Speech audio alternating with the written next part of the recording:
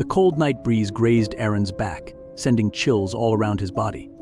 The more he shoveled, the more his energy drained away from him. He knew he had a job to do, but he hated every second of it.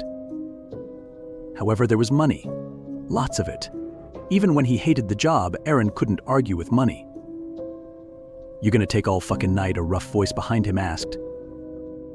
"You could always come down here, Mike, and, help instead of bitch," Aaron replied. "No can do, smartass. Somebody's gotta watch the casket."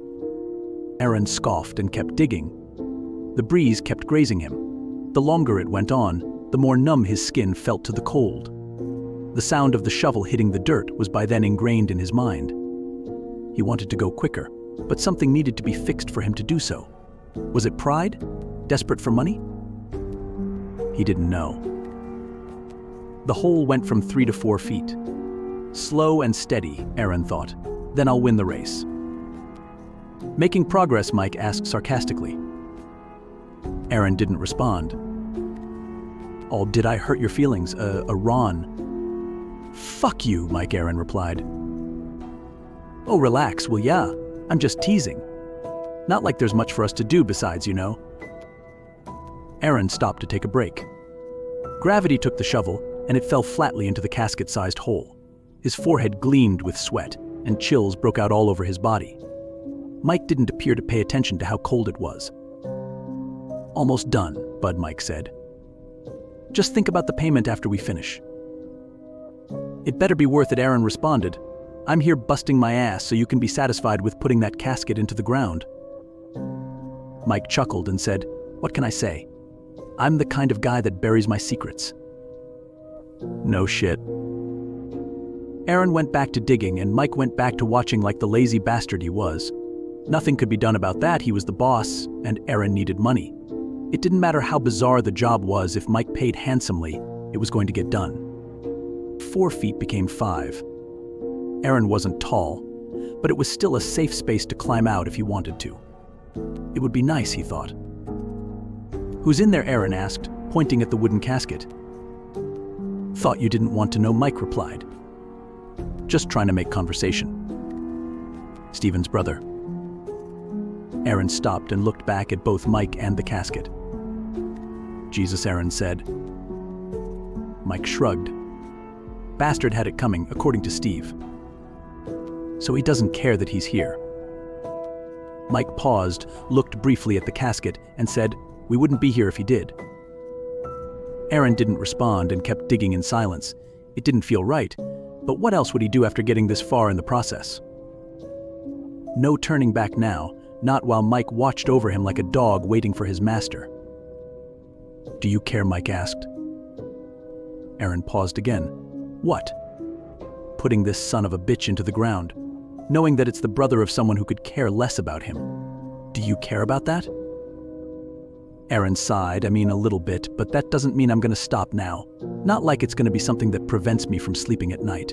But I can't help but wonder what went down for Steve to consider you in the first place."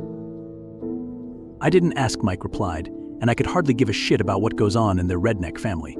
It'd be bad for business if I even had a second thought about digging graves. And you shouldn't either, bud.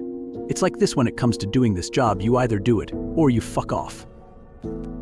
Aaron dug a little until hitting something solid. He scraped off the dirt to reveal a brown casket in the ground. He threw the shovel out of the hole and pulled out a small crowbar from his pocket. After a few tries, the coffin opened, and a disgusting smell engulfed Aaron's nostrils. "Jesus fucking Christ," Aaron screamed and plugged up his nose. "Relax." "Well, yeah," Mike said. He got closer to the hole and looked down at Aaron. "Isn't there an easier way to do this shit?" I guess Mike responded, but easy never got no one anywhere. Makes it less enjoyable. Aaron gagged at the horrendous smell. It was bad enough to make him want to throw up, but he kept it in and continued with his job. He opened the casket further, revealing the bony corpse of a woman.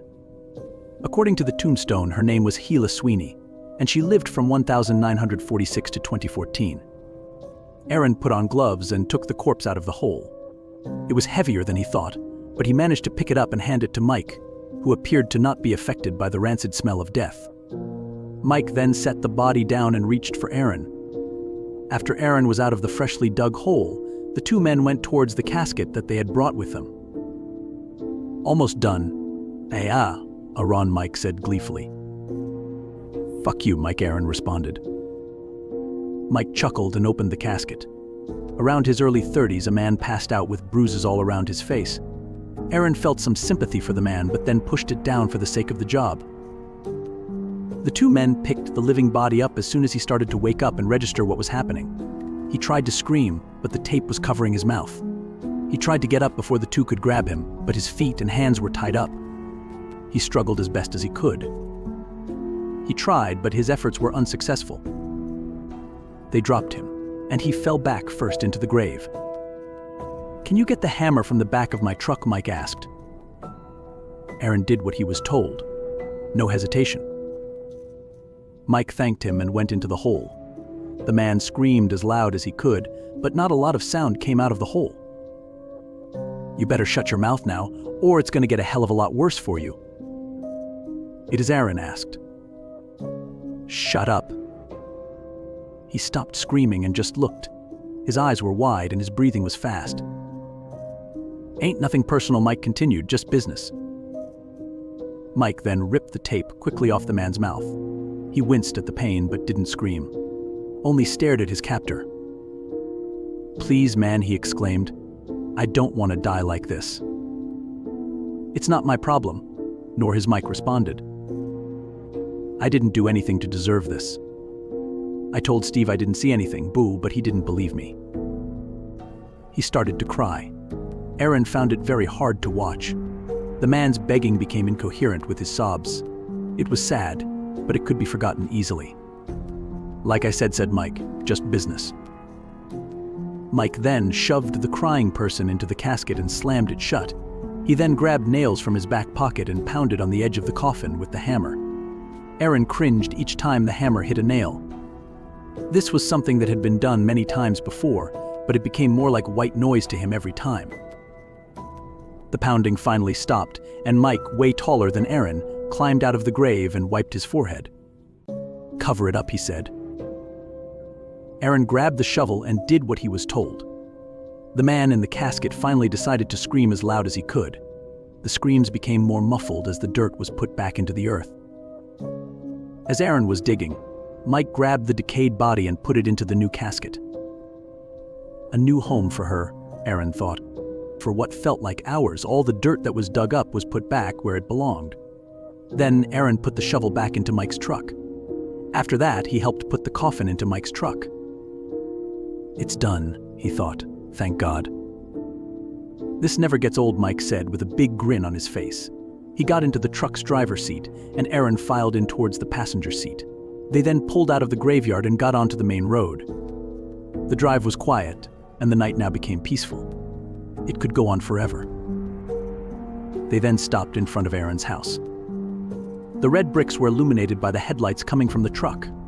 To Aaron, it didn't feel like home, but it was close enough. Mike then proceeded to give what he owed. He pulled out a wad of cash from the glove compartment, counted, and handed Aaron $2,500. "Jesus," Aaron said, "this is a lot of money." "What were you expecting?" $250.